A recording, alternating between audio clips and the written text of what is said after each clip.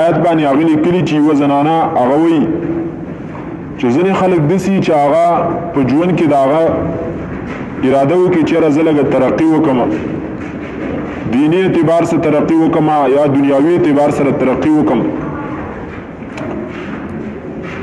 نو چې کله دا اراده وکړي نو په دې وخت کې د ده په ذهن کې د ده نه یو شوی کار هغه ذهن ته راشي چې په تیر وخت کې د ده نه په غلطۍ کې یو ګناه شوي او ګناه د ده مخې ته راشي. نو دا په هغه وخت کې په ذهن کې وایي چېرې دا به زه به څنګه ترقي وکړم، خلک به ما ته وایي ها تا هغه پلانکې سړی چې داسې کار دی کړی وایي په هغه وخت کې دا چې کوم دی نو هغه خپله د ترقۍ اراده پرېږدي، ترقی اراده پریدی او سوچ او فکر پریدی، بس بی همت شي کار پریدی.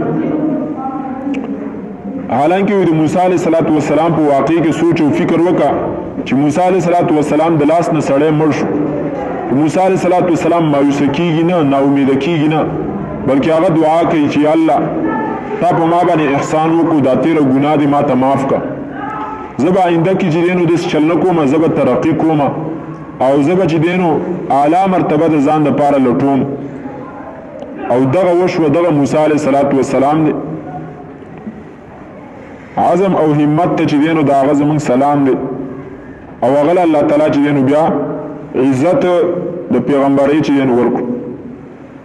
دا زموږ دپاره هم پکې چې دی نو همت د همت درس دی، سبق دی چې که د چا نه هم څه غلطي شوي بس هغې معافي وغواړه د الله او پته ته ولګېده چې الله معاف کړي، پردې د باندې راواچوه. نو بیا شاته مه ګوره چې ما نه دا شوي، ما نه دا شوي، ما نه دا شوي، دا شیطان دی.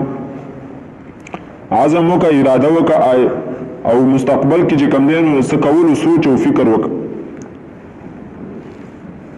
او دا مو یو چېرې زه نشم کولی. ولې نشي کولی؟ انګریزۍ کې هغه مقوله ده که نه چې دا کوم ناممکنه خبره ده امپوسیبل، په انګریزۍ کې وایي هغه پخپله وایي چې آی ایم پوسیبل، زه چې دی نو ممکن یم، ځکه امپوسیبل آی ایم مطلب زه، نو هغه ناممکن وایي چې زه ممکن یم. نو مطلب دا دی چې همت وکړه او شاته حالاتو ته به یې مه ګوره چې خلک به څه وایي. تاله به الله تعالی چې کوم دی نو کمال درکوي، خو چې ته خپل عزم او اراده چې دی نو هغه مضبوطه وساتې.